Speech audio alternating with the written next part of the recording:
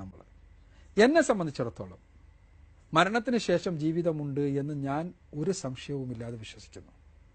അതിന് കാരണം എനിക്ക് ഇസ്ലാമികമായ സ്രോതസ്സുകൾ നൽകുന്ന വിവരമാണ്.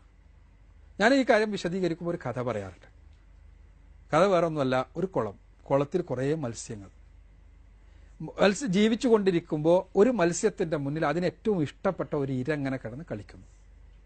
ആ ഇര കളിക്കുന്ന സമയത്ത് ആ മത്സ്യം ആ ഇരയെ തിന്നാൻ വേണ്ടി, കടിക്കാൻ വേണ്ടി ആവേശപൂർവ്വം നീന്തി അടുക്കുന്ന സമയത്ത് ഒരു തവള പ്രത്യക്ഷപ്പെടുന്നു അതിന്റെ മുന്നിൽ.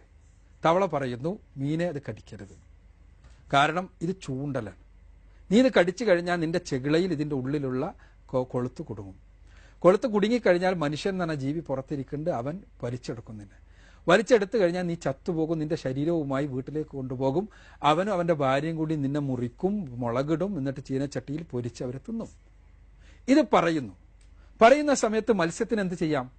നേരെ നിഷേധിക്കാം. കാരണം മത്സ്യത്തിന്റെ ലോകം എന്ന് പറഞ്ഞാൽ ഈ കുളം മാത്രമാണ്. ഈ കുളമാണുള്ളത്. അതുകൊണ്ട് തന്നെ ഇതിനപ്പുറത്തൊരു ലോകം തന്നെ ഇല്ല. വെറുതെ ഈ മുന്നിൽ കണ്ട ഈ ഇര തിന്നാതിരിക്കുന്നത് വിഡ്ഢിത്തമാണ്, നിന്റെ വാക്ക് വിശ്വസിച്ചുകൊണ്ട് എന്ന് പറഞ്ഞിട്ട് നിഷേധിക്കാം. നിഷേധിക്കുന്നവരെ പറ്റി നമ്മൾ എന്താ പറയാ? ഇപ്പോ നമുക്കറിയാം ഇത് സത്യമാണ്. അവൻ വിഡ്ഢിയാണ്, അവൻ വിവരമില്ലാത്തവനാണ്, അവൻ വിവേകമില്ലാത്തവനാണ്. അവൻ വിവരമുള്ളവനായിരുന്നുവെങ്കിൽ അവൻ ചെയ്യേണ്ടത് എന്താണ്? ഒന്ന്, ഈ തവളയാണ് എന്നോട് ഈ കാര്യം വന്ന് പറയണത്. അതുകൊണ്ട് തന്നെ തവളക്ക് ഈ കുളത്തിന് പുറത്തെ ലോകത്തെക്കുറിച്ച് അറിയാൻ വല്ല വിവരമുണ്ടോ, വല്ല കഴിവുണ്ടോ എന്നാണ് നോക്കേണ്ടത്. അവിടെ അവന് മനസ്സിലാകും തവളക്ക് കരയിലും കൂടി പോകാനുള്ള കഴിവുണ്ട്, ഉഭയജീവിയാണ് തവള എന്ന് മനസ്സിലായി കഴിഞ്ഞാൽ പുറത്തു നിന്നുള്ളൊരു വിവരം ലഭിക്കുവാനുള്ള സാധ്യത തവളക്കുണ്ടെന്ന് മനസ്സിലായി. രണ്ടാമതായി, അതുകൊണ്ട് മാത്രമായില്ല, രണ്ടാമതായി ആലോചിക്കേണ്ടത് തവള കളവ് പറയുന്നവനാകുമോ എന്നുള്ളതാണ്. തവള കളവ് പറയുന്നവനാണോ എന്ന് പരിശോധിക്കുമ്പോൾ തവള ഇതുവരെ ഒരു കള്ളവും പറഞ്ഞിട്ടില്ല എന്ന് മനസ്സിലാകുന്നു. പിന്നെ തവളക്ക് ഇത്തരം ഒരു കള്ളം പറയുന്നത് കൊണ്ട് ഒരു സ്വാർത്ഥമായ ലാഭവുമില്ല എന്നും മനസ്സിലാകുന്നു. എങ്കിൽ അയാൾ തവളയെ വിശ്വസിക്കണോ വേണ്ടേ?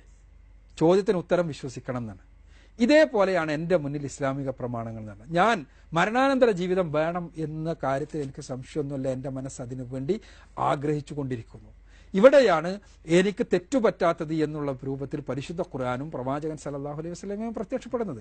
അവരെന്നോട് പറയുന്നു, മരണത്തിന് ശേഷം ഒരു ജീവിതമുണ്ട്, ഇവിടെ നന്മ ചെയ്തവർക്ക് നന്മ, തിന്മ ചെയ്തവർക്ക് തിന്മ.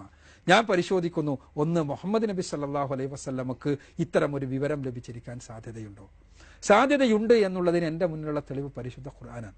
ഖുർആൻ ഞാൻ പരിശോധിക്കുന്നു. ഖുർആനിൽ എനിക്ക് അന്വേഷിക്കാൻ പറ്റുന്ന ഒരുപാട് വിഷയങ്ങളുണ്ട്. 80% അങ്ങനെയാണ്. പ്രപഞ്ചത്തെക്കുറിച്ച് ഖുർആൻ പറയുന്നു, ഭൂമിയെക്കുറിച്ച് ഖുർആൻ പറയുന്നു, നക്ഷത്രങ്ങളെക്കുറിച്ച് ഖുർആൻ പറയുന്നു, സൂര്യനെക്കുറിച്ച് ഖുർആൻ പറയുന്നു, ചന്ദ്രനെക്കുറിച്ച് ഖുർആൻ പറയുന്നു, കാറ്റിനെക്കുറിച്ച്, സസ്യലതാദികളെക്കുറിച്ച്, ഭൂമിയിലെ മറ്റ് കാര്യങ്ങളെക്കുറിച്ച്, ജന്തുജീവജാലങ്ങളെക്കുറിച്ച്, മനുഷ്യനെക്കുറിച്ച്, മനുഷ്യന്റെ ഗർഭാശയത്തിൽ വെച്ചുള്ള ഭ്രൂണ മാറ്റങ്ങളെക്കുറിച്ച് എല്ലാം ഖുർആൻ പരാമർശിക്കുന്നു. ഞാൻ അന്വേഷിക്കുന്നു, പഠിക്കുന്നു. ഇതിലെവിടെയെങ്കിലും സൂക്ഷ്മമായ ഒരു അബദ്ധമുണ്ടോ, തെറ്റുണ്ടോ? ഞാൻ പരിശോധിക്കുമ്പോൾ എനിക്ക് പൂർണ്ണ ബോധ്യപ്പെടുന്നു എൻ്റെ കയ്യിലുള്ള യാർഡ് സ്റ്റിക്ക് സയൻസിന്റെ യാർഡ് സ്റ്റിക്ക് ആധുനിക കാലഘട്ടത്തിൽ. ഞാൻ അത് ഉപയോഗിച്ച് പരിശോധിക്കുമ്പോൾ ഖുർആൻ ഇപ്പറഞ്ഞ കാര്യങ്ങൾ 14 നൂറ്റാണ്ടുകൾക്ക് മുമ്പ് നിരക്ഷരനായൊരു മനുഷ്യന്റെ നാവിലൂടെ ഖുർആൻ ശ്രവിച്ച ഈ കാര്യങ്ങളിൽ ഒരു ചെറിയ അബദ്ധം പോലും ഇല്ലാന്ന് എനിക്ക് ബോധ്യപ്പെടുന്നു.